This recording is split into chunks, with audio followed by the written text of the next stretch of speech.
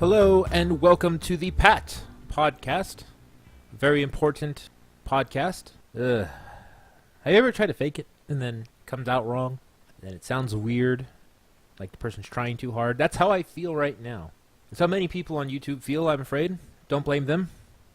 But I do not blame people for their mistakes. But I do ask that they pay for them. Our lives are in your hands and you have butterfingers? There is a lot of stories. Well, first, before I tell you this story, I think I should preface it by saying I tend to have this odd thing where I can't pay attention to people for very long. It's not that I get disinterested with them. It's not that I don't value their insight or interests. I'm sure I'm not the only one who's like this. But I tend to tune out. I mean, I care what it is other people are telling me, but I get distracted easily. There's a whole thing about the whole ADD thing. I don't think I have that.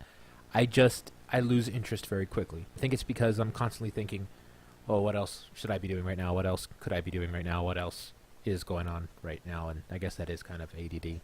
Anyway, I tend to mishear people. It's hard for me to follow routines because it's easier for me to just kind of like change the routine and come up with something different and brand new and in the moment than try to remember what it is that I was told to do last time.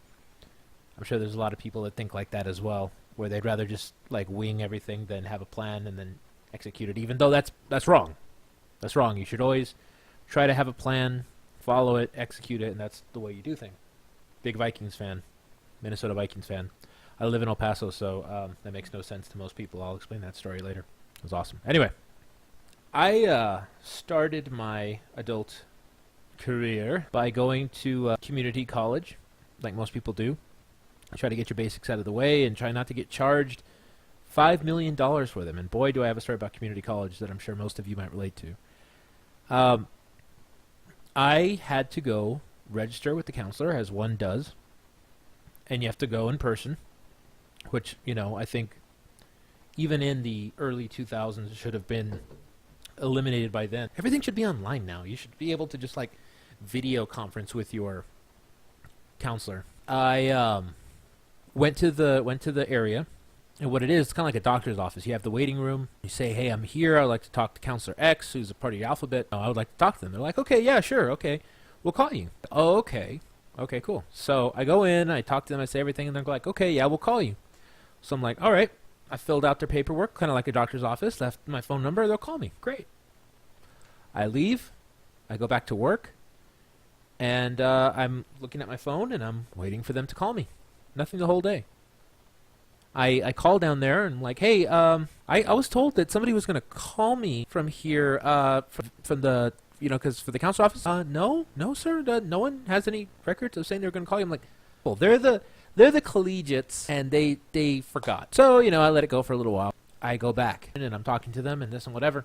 Once again, they say, okay, Mr. Nicely, yeah, I'm sorry about what happened last time. Don't worry, we'll call you. I'm like, okay. Well, they're going to call me this time. And they said they're sorry. They know what they did wrong. I gave them my number.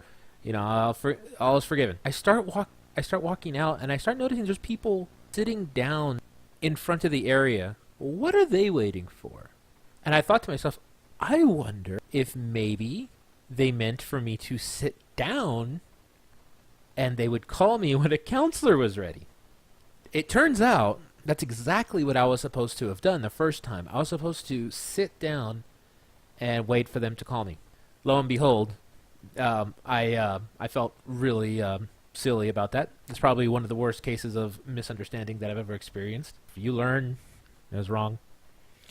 I was wrong, but that's okay because you learn from being wrong, right?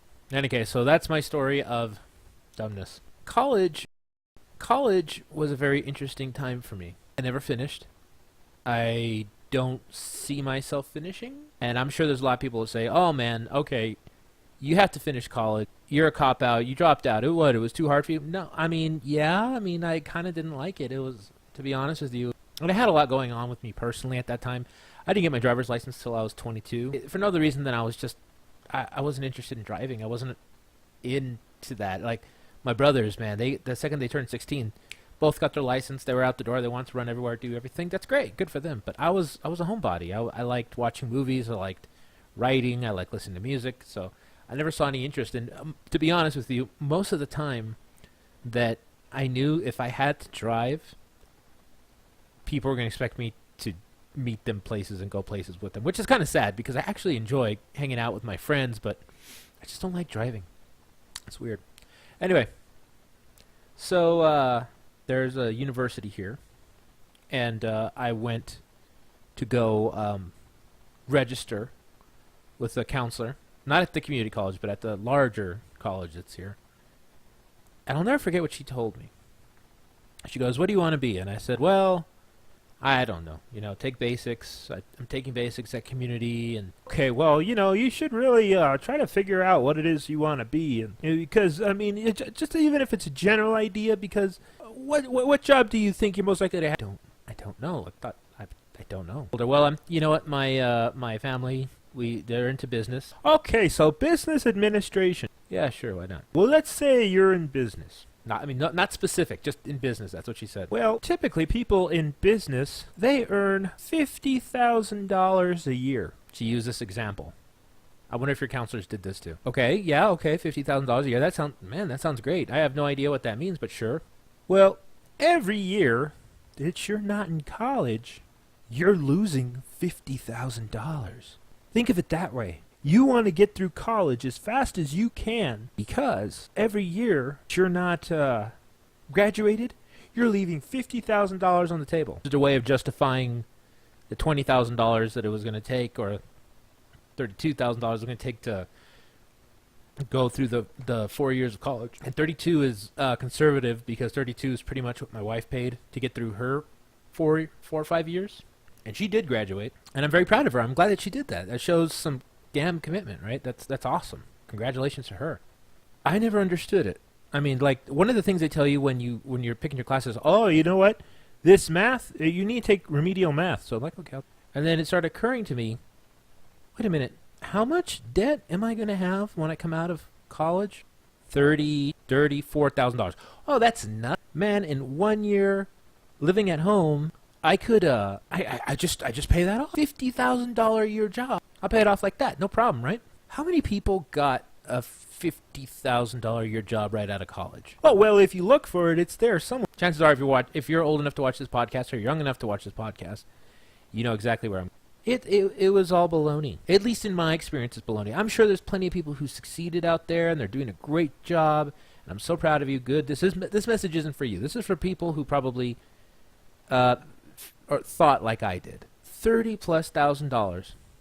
Then those are the years you're most likely, well, at least in my experience and my group of friends, that you're going to find somebody, you're going to get married, and they're going to have college debt. So add that on top of what you have $60,000+ in debt, and you don't even have a job.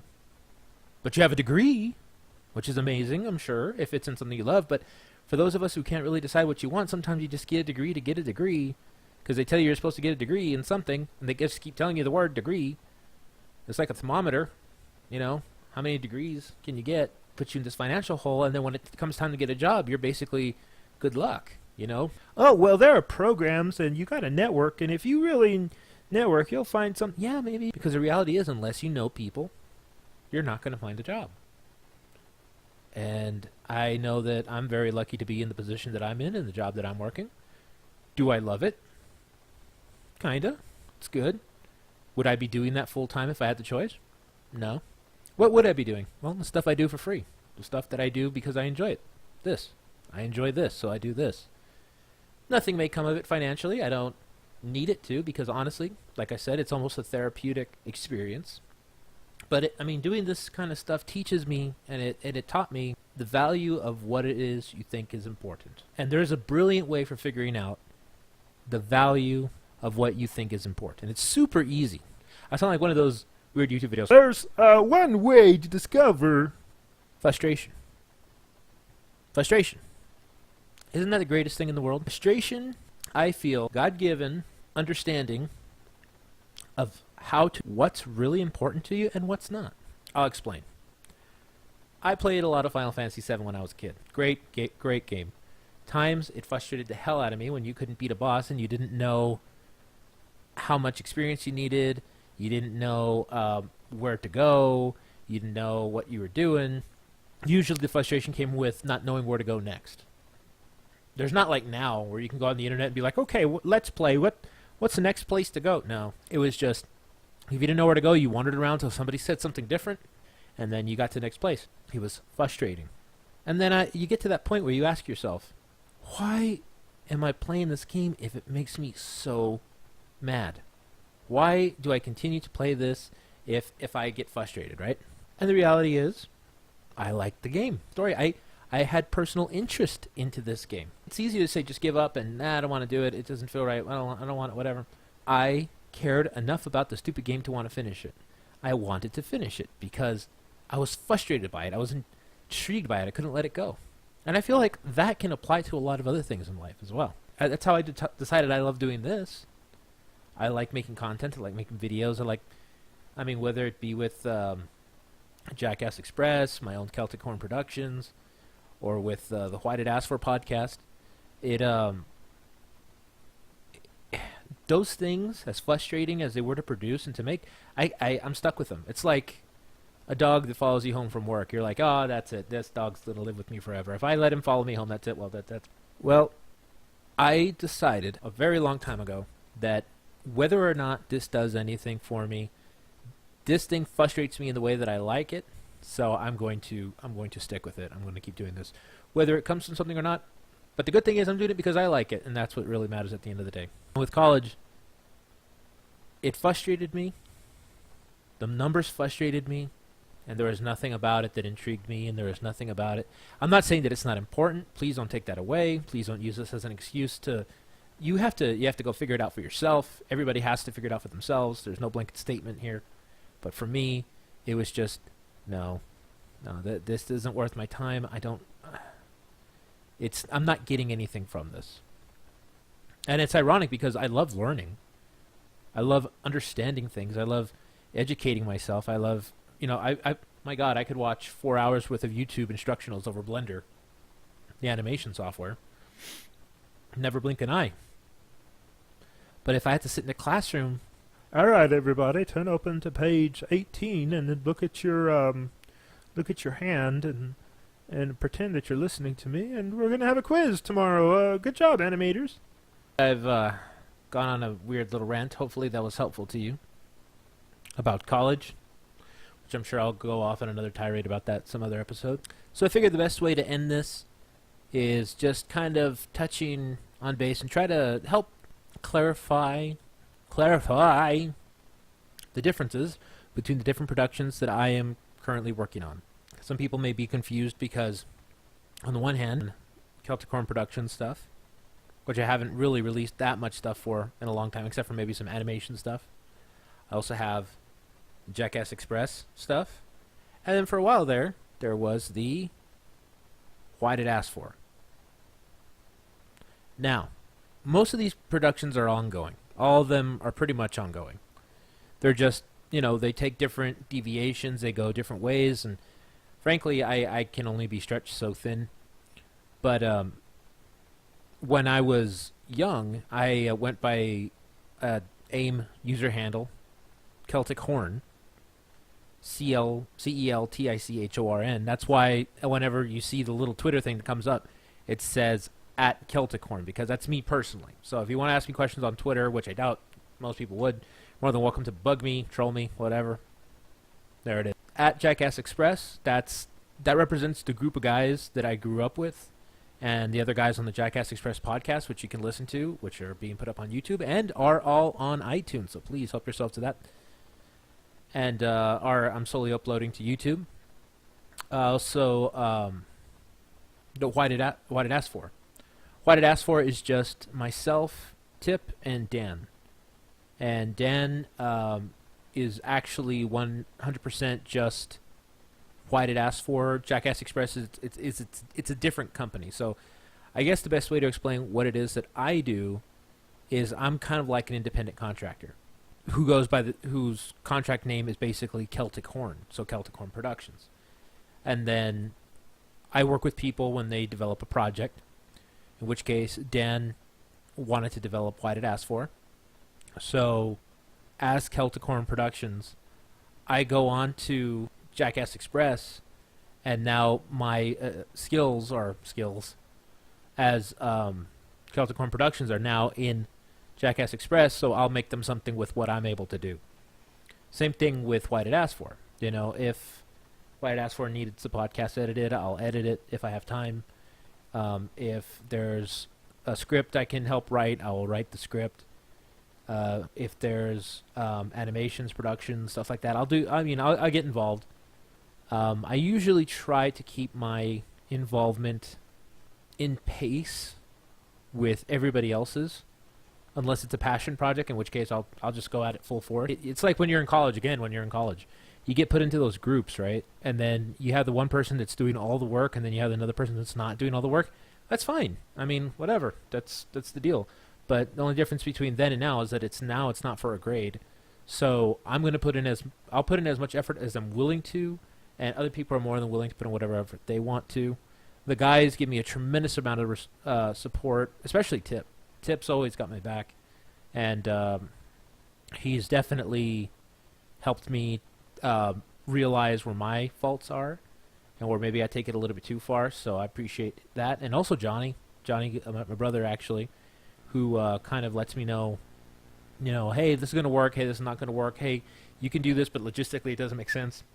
So do you want to invest that much time in something that might work? And then my side of that is helping them see something that could exist outside of what we're already doing. Like, oh, and Tip has a question for me. If a woodchuck could chuck wood, would a tree falling in the forest make a sound now that Charles Manson has died? Oh gosh, I don't even want to get into that.